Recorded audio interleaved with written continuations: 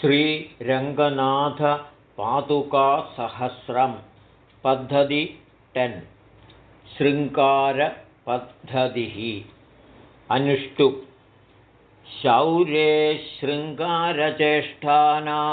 प्रसूतिं पादुकां भजे यामेष भुङ्क्ते शुद्धान्तात् पूर्वं पश्चादपि प्रभुः वसन्तमालिका प्रणतत्रिदशेन्द्रमौलिमाला मकरन्दार्द्रपरागपङ्गिलेन अनुलिम्पति पादुके स्वयं त्वामनुरूपेण पदेन रङ्गनाथ अवदादहिमांशुकानुशक्तं पदरक्षे त्वयि रङ्गिणः कदाचित् किमपि स्थितमद्वितीयमाल्यं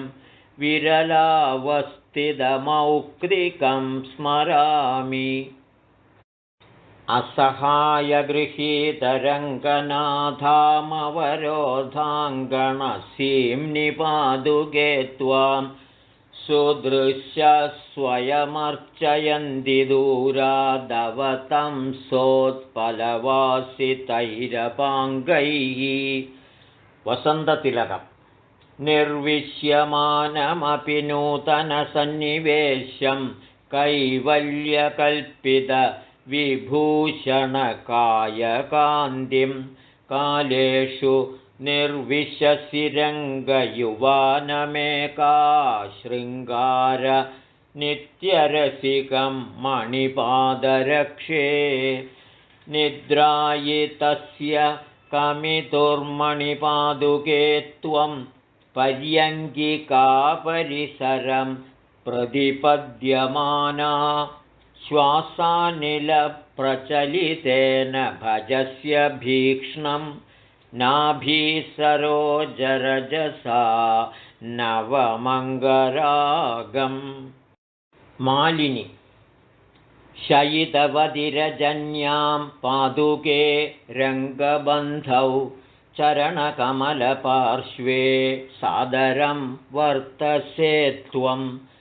फणिपदिशयनीयादुद्धितस्य प्रभाते प्रथमनयनपादं पावनं प्राप्तुकामा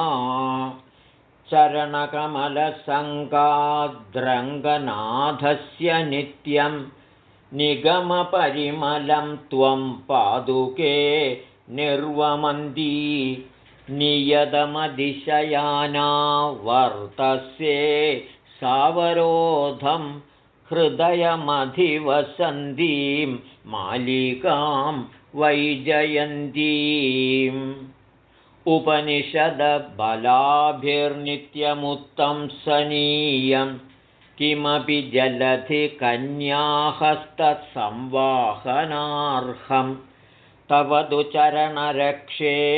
देवि लीलारविन्दं चरणसरसिजं तच्चारु चाणूरहन्तुः गीति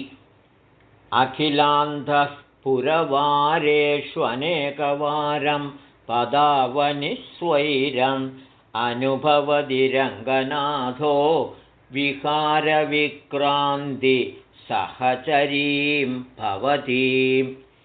इति कवितार्किकसिंहस्य सर्वतन्त्रस्वतन्त्रस्य श्रीमद्वेङ्कटनाथस्य श्रीमद्वेदान्ताचार्यस्य कृतिषु श्रीरङ्गनाथ पादुकासहस्रे शृङ्गारपद्धतेर्दशमी। ॐ